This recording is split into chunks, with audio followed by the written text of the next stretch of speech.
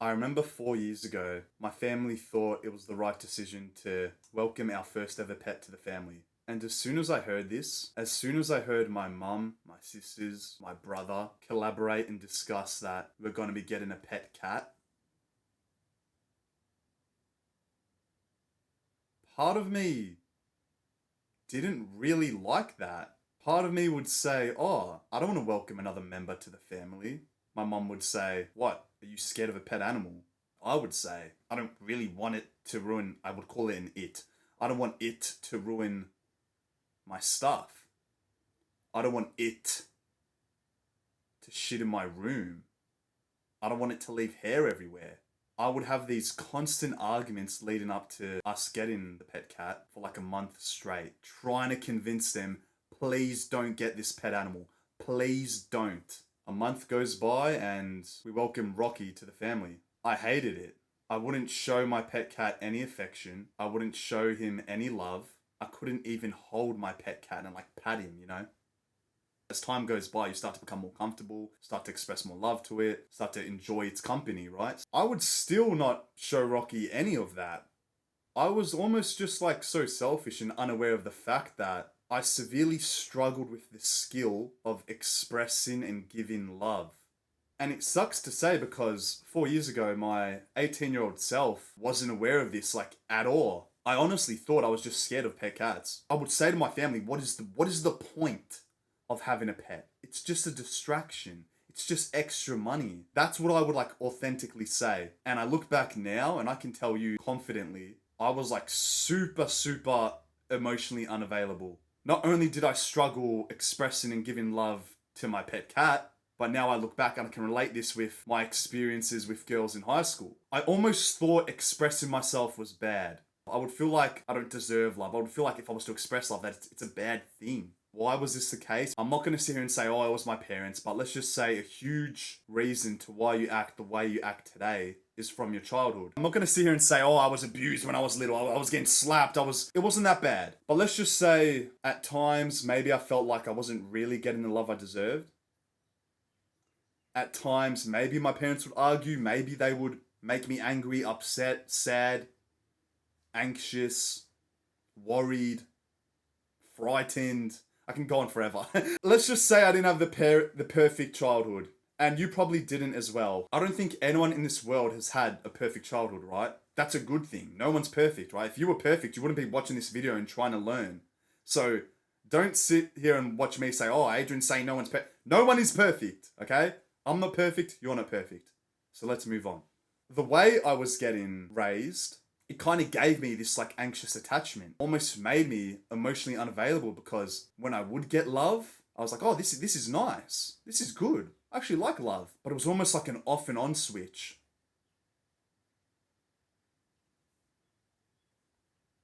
What do you think that does to a child's emotions? What do you think that does to his mental health? What do you think that does to his ability to express himself? Love's on. Oh, I love life. Love's off. Parents arguing. Oh, where'd the love go? Obviously, when I'm a little kid, you're kind of unaware of these like little things. You're a dumbass, right? Where'd the love go? Oh my god, it's back. The love's back. I'm gonna cling on to it this time. I'm gonna cling on to it. I don't want it to go away again. I'm just gonna hold on to it this time. Start to get anxious. Oh, it's gone again. Now you start becoming needy. Now you start chasing. This cycle goes on and on. Now it's starting to drain you. Now you start to think, oh, what the fuck's the point of love? This almost just feels like a waste of time. I'm starting to think I just don't deserve love, so what's the point of this? I don't need love in my life. I'll just become independent, become masculine, and completely forget about the gift of expressing myself, completely forget about the gift of giving love to others. I'll just be selfish, arrogant, insecure in the skill of giving love. In this video, I'm going to share with you 3 main lessons and tips which ultimately helped me improve my ability, my skill of just giving love. I know how important this skill is. Let's just say if you can discipline yourself in this area, your life will improve like by a landslide. Giving love is probably one of the most important skills. It's not building muscle. It's not improving your looks. It's not chasing money. Not all of those like superficial things which you think gives you the happiness. Like yeah, they can help. But if you never improve your ability, your skill to give love, you're always going to constantly live this like grey, mundane experience of just every day is just like black and white. Yeah, you have a purpose. Yeah, you're masculine. Yeah, you're maybe making some money in your business, but you lack this like one super important area of your life. So I hope this video can help you to improve that. Lesson number 1, practice mindfulness. What is mindfulness? I actually haven't written it down here in my notes, so I'll quickly read out the proper definition because, yeah, okay, I don't know it off by heart. But let's just say mindfulness can help you avoid destructive or automatic habits by learning to observe their thoughts, emotions, and other present moment experiences without judging or reacting to them. If that didn't really make sense, scroll back 10 seconds, rewatch it. A good example of this is, let's say younger Adrian. He'd go on a date, the date would be going like pretty smoothly. Maybe he was feeling pretty anxious or nervous, which is completely normal. Like I'm sure you've probably been on some dates, you're feeling pretty nervous yourself. Your partner for the night starts to pick up on some cues and she states, "Oh, Adrian, you actually seem pretty nervous." She's just expressing herself what she thinks of you. Okay, normal. She's allowed to say what she wants. How would you probably reply? There's 2 ways. The first way, "Oh, I'm not nervous. No, I'm not nervous. I'm chill. I'm calm. I'm good. I'm nonchalant. I'm charismatic. I'm laid back. I'm not nervous. I swear I'm not nervous. I'm not." Then there's the other way. "You know what? Yeah, I actually think you're right. I kind of am feeling a little bit nervous. Because I've been thinking about this date for like the past couple of weeks. I'm pretty nervous. You're right." That's mindfulness. You're not correlating nerves, anxiety with a bad thing. It's just the emotions and the thoughts you're having. It's just the feelings you're expressing. You're being your most authentic self when you actually express what you're feeling without caring or thinking that it's some bad emotion. You're observing your emotions without judging them. Younger Adrian would judge his emotions. He'd think that being nervous was a bad thing. So if people were to say, "Oh, Adrian, you seem pretty nervous," he wouldn't be his authentic self and say, "Yeah, I actually am nervous." He would argue and complain at the fact that I'm not nervous. Correlating this back to love, when you're not mindful, when you're not your most authentic self, you're gonna struggle like so much with actually like starting to express yourself the right way. If you're being inauthentic, you're not showcasing the real you. What makes you think you're gonna give like authentic love? You can kinda like fake it, but people you're communicating with are probably gonna pick up on it sooner rather than later. Having the mindset of emotions are almost just like a wave, and you want to ride that wave, not fucking like crash into it and just kill yourself, okay? If I was to tell you right now what my current emotions are, I'd say, "Oh, right now I'm feeling pretty present. I'm feeling pretty calm." At the start of this video, before I clicked record, I was feeling a bit nervous. I was feeling a bit anxious to share that story I shared at the start about my cat, because that's like, you can say it's me being vulnerable. It's me sharing something which no one's really forcing me to share. Think about it. Who told me this morning, "Adrian, you have to get up this morning and record a video about how to express love, and you have to share a story about why you struggled to express love when you were little"? No one didn't tell me to do any of that, but myself. Or because I feel like I'm being my most authentic self, I'm expressing the emotions I'm currently feeling. That allows me to do what I do. That's why you, right now, you're struggling to show love to your feminine girlfriend, because you're not being authentic, you're not being mindful. When you get emotions which you think are bad, you're neglecting them instead of expressing them.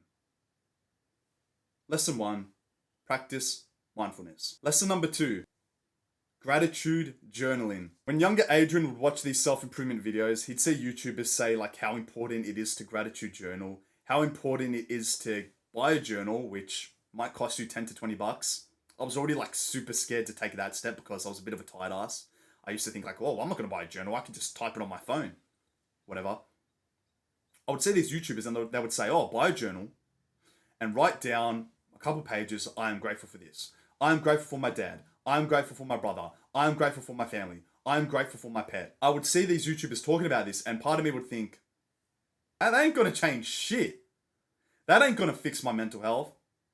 That's not going to play that much of an impact on my self-improvement journey.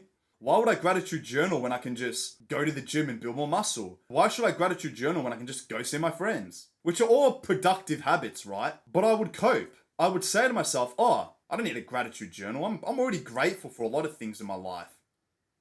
But I'd still constantly argue with my parents. I still didn't want to welcome a new member to the family. I was almost ungrateful. To authentically say how ungrateful I used to be, literally like at the start of this year, it's pretty mind-blowing. I look back now and I used to think I was super grateful, but I wasn't.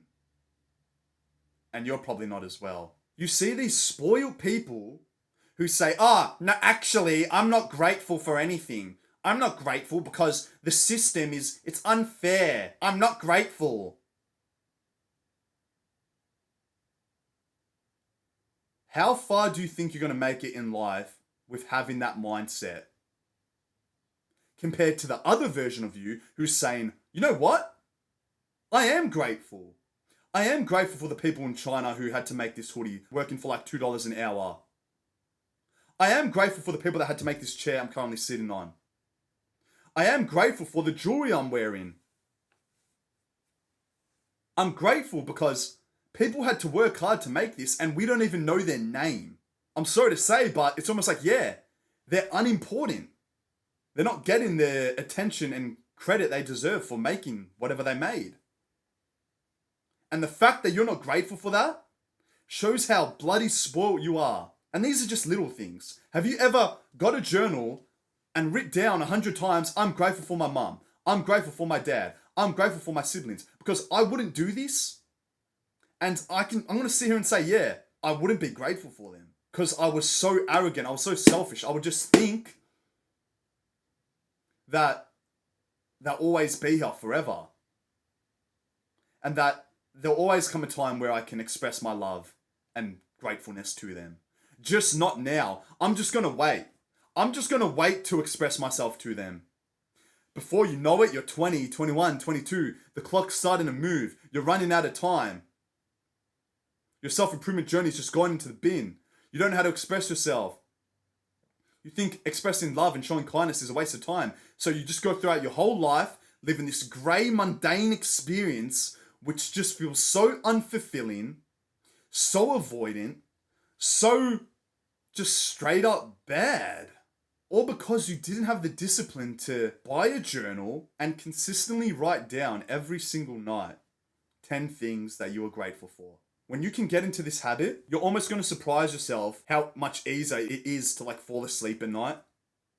How much happier you start to feel when you consistently write down these thoughts and get in these positive emotions. It actually brings a little bit of a smile on your face. Instead of you going to bed just scrolling and comparing yourself and seeking validation and making you feel like absolute crap. Your actionable step for this lesson is to go to some, Office Works if you're from Australia, and just please, bro, buy a journal. It'll cost you $10. But I bought this a year and a half ago and I'm already look, I'm halfway through it. Yeah, I don't do it every single night, but on the nights I do it, it makes me feel a lot better about myself. It makes me more likely to record another video. It makes me more likely to get outside my comfort zone. It makes me more likely to just do what I actually want to do and improve my ability of expressing myself. So please, gratitude journal and you're honestly going to shock yourself. Third and final lesson, practice deep breathing. I've made a lot of videos speaking specifically about meditation, which was a habit I used to struggle so much with. But recently I've come across kind of a similar habit. You can say it's the same thing, but I can explain it differently. Right now, I'm looking at you. Your whole life, the last 18 years, you haven't been breathing correctly. I'm sorry to say, but I'm looking at you now. You look pretty traumatized, and I can see that you've been shallow breathing the last 18 years. You've been breathing when you're trying to sleep, when you're sitting in class, when you're playing video games, when you're trying to approach a hot girl, you want a cold approach. You're not breathing like a king. You're shallow breathing, and why is this the case? And why is this important? The harsh truth is that it only took one bad event in your childhood, like a little argument, maybe a little bit of physical abuse. It only took one little event to alter the way you breathe for the rest of your life if you don't become aware of it. Right now, pay attention to how you're breathing. When was the last time you were present and actually focused on your breath? Pretty crazy, right? Have you ever thought, fuck, Adrian's onto something. I do breathe like a little bitch. Maybe that's why I'm constantly anxious. Maybe that's why I don't approach that girl. Maybe that's why I'm scared to upload a video.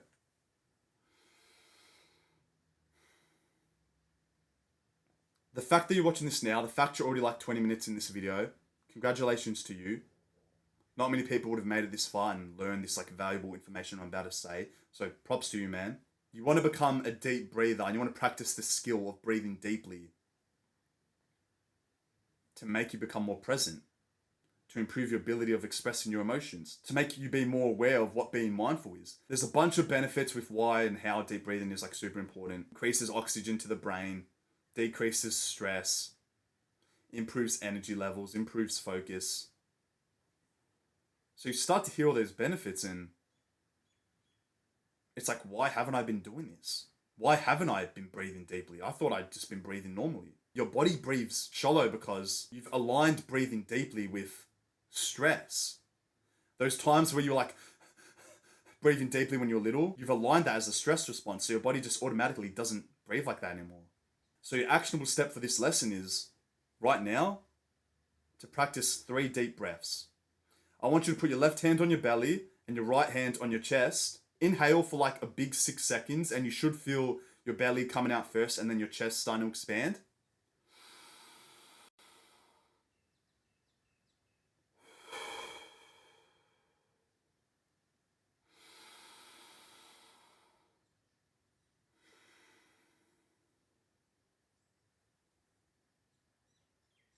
Pay attention to how much more present you literally feel right now. The fact that I just took 2 deep breaths, I just feel right now I can speak for another 30-40 minutes. How do you feel? Does your mind feel a little bit clearer? Does your stress feel a little bit lower? Probably does. So I want you to write down, I want you to add this to your self-improvement habits and practice deep breathing for 5 minutes a day. Because I wouldn't do this at all. I literally heard about deep breathing in the last 2 weeks. I would meditate, I would focus on my breath, but my breath was still shallow. I wasn't breathing deeply while I was meditating. The past couple of weeks, I've been going outside in the sun, getting sunlight, meditating and deep breathing. And it's my life has changed by 50x, bro. It's actually crazy. This is the most bang for buck self-improvement habit to be doing. I know there's cold showers, no fap, cut out instant gratification, obviously. If you were to get into one habit, please, deep breathe for 5 minutes. I was with one of my friends and I was telling him to do this before one of his big boxing fights, his first amateur fight. He took action on it and he ended up winning his fight. He said he felt a whole lot more present and focused and how he just felt more energized and just locked in. Deep breathe and see how much more present you're going to start to feel. How much more comfortable you're going to feel with expressing yourself and showing love. And not fucking up a potential and eventual relationship with someone you found super, super attractive, but in which things didn't result in the way you wanted to because you lacked the skill of giving love. Please, take action.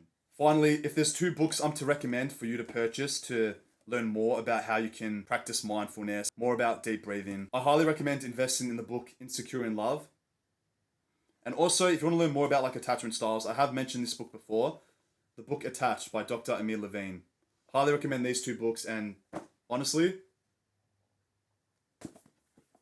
reading these 2 books the last 3-4 months, several times. I wish I would have read them sooner. If I was to read these books when I was 18, bro, let's just say I wouldn't have fumbled the amount of chicks I fumbled. And I know that's not important, but it's just kind of funny to say that. I just wish I had this education and information a whole lot sooner. It would have helped younger Adrian a fuckload. So please, take action. Those books will cost you $20 a piece.